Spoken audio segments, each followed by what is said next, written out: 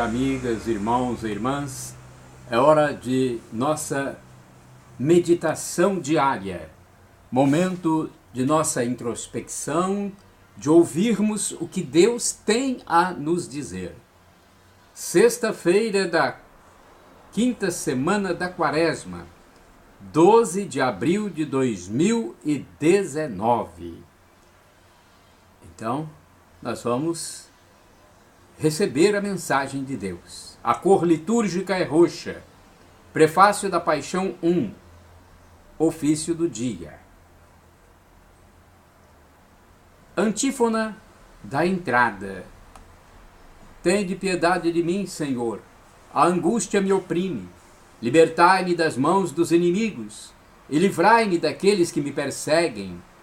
Não serei confundido, Senhor, porque vos chamo. Salmo 30, versículos 10, 16 e 18. Oração do dia. Oremos. Perdoai, ó Senhor Deus, nós vos pedimos as culpas do vosso povo.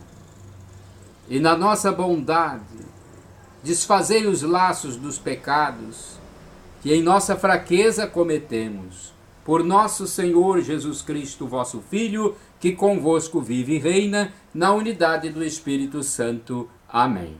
Primeira leitura, leitura do livro do profeta Jeremias, capítulo 20, versículos de 10 a 13. Eu ouvi as injúrias de tantos homens e os vi espalhando o medo em redor. Denunciai-o, denunciemo-lo. Todos os amigos observam minhas falhas. Talvez ele cometa um engano e nós poderemos apanhá-lo e desforrar-nos dele. Mas o Senhor está ao meu lado, como forte guerreiro. Por isso, os que me perseguem cairão vencidos. Por não terem tido êxito, eles se cobrirão de vergonha. Eterna infâmia que nunca se apaga. Ó Senhor dos exércitos, que provas o homem justo e vês os sentimentos do coração, rogo-te, me faças ver tua vingança sobre eles, pois eu te declarei a minha causa.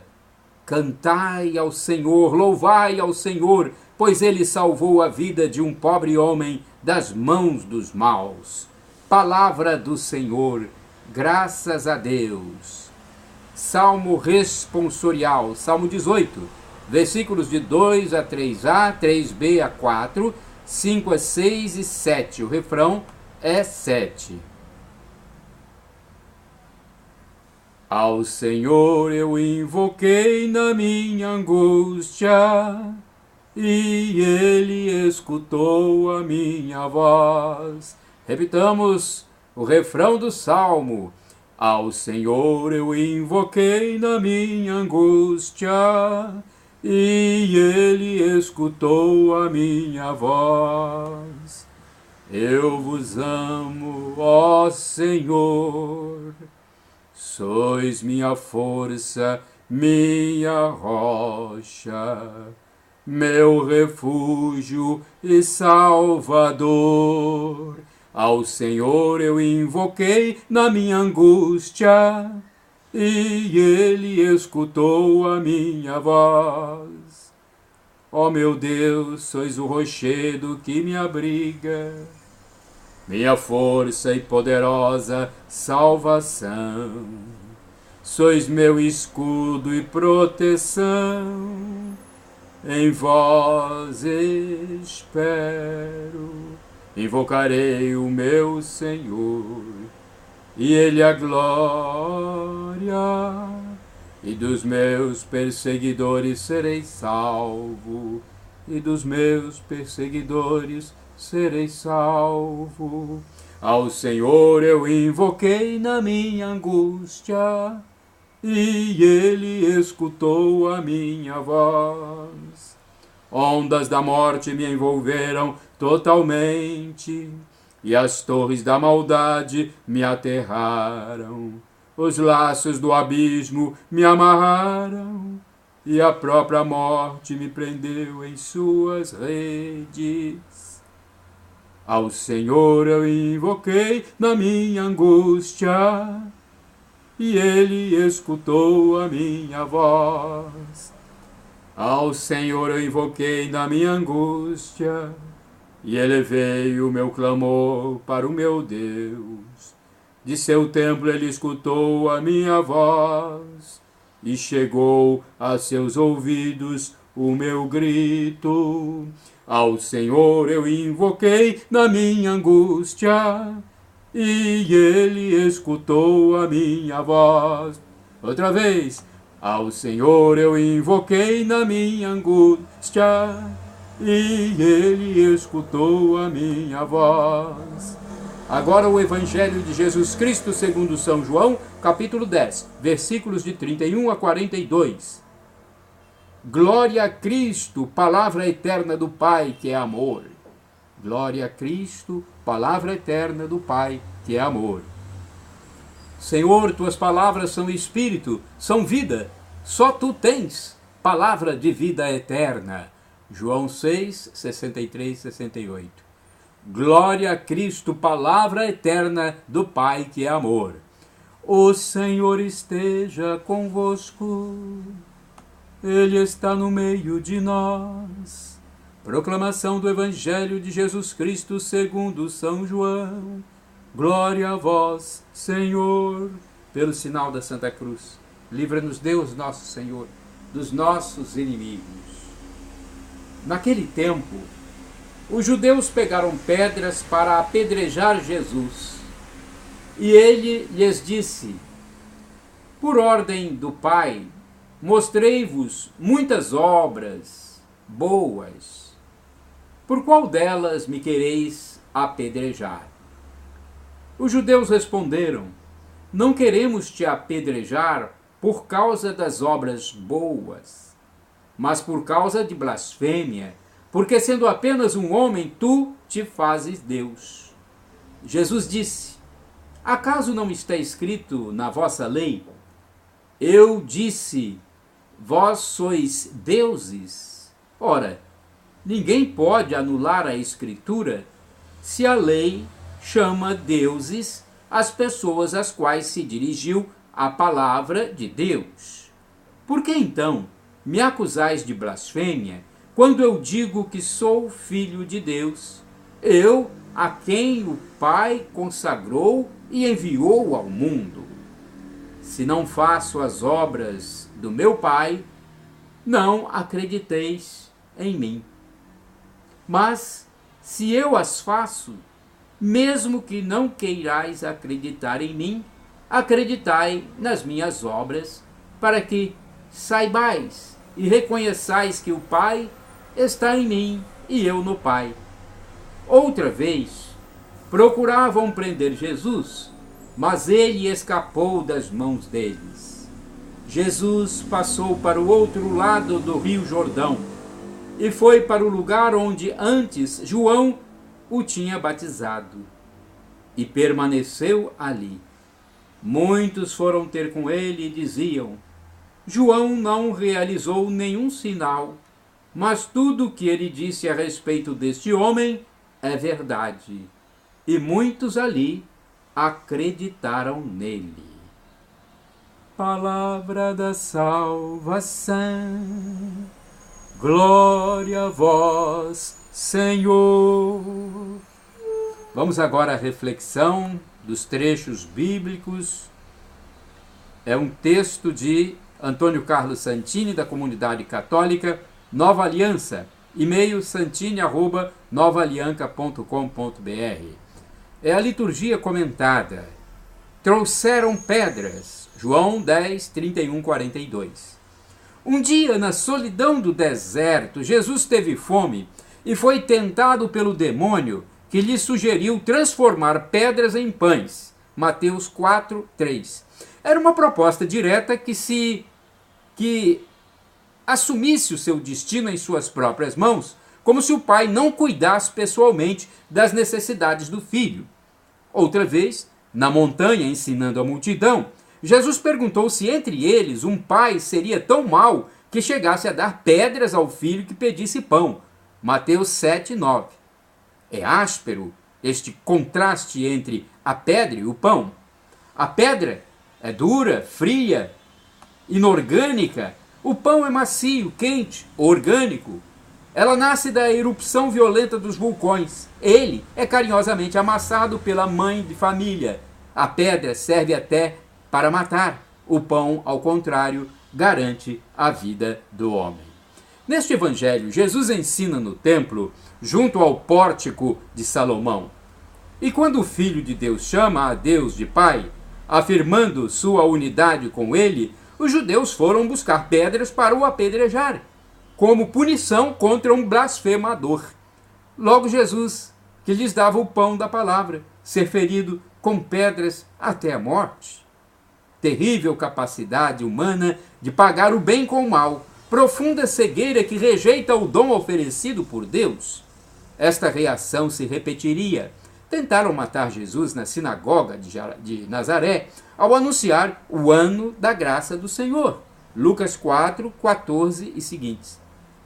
Ou quando perdoou os pecados ao paralítico, Mateus 9, 1 a 8. E ainda, quando chamou Lázaro de volta à vida, João 11, 53.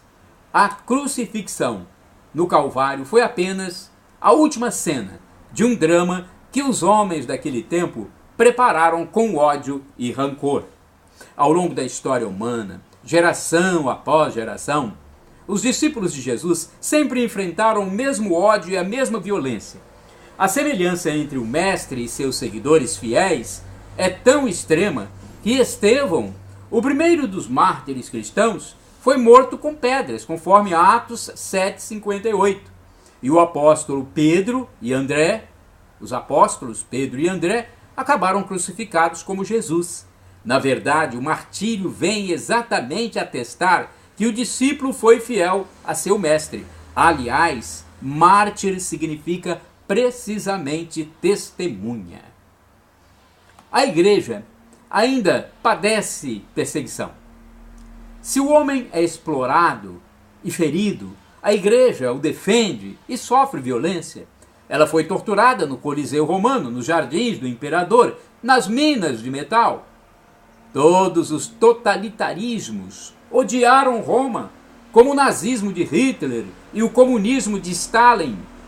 Ainda hoje, os cristãos são martirizados entre comunistas, com os bispos chineses presos e torturados, ou entre muçulmanos, cujos ativistas degolaram os monges de Tibrine, no Monte Atlas, na Argélia. Que temos nós para Jesus e sua igreja? Também jogaremos pedras? Orai sem cessar. A pedra que os pedreiros rejeitaram tornou-se a pedra angular. Salmo 118, 22.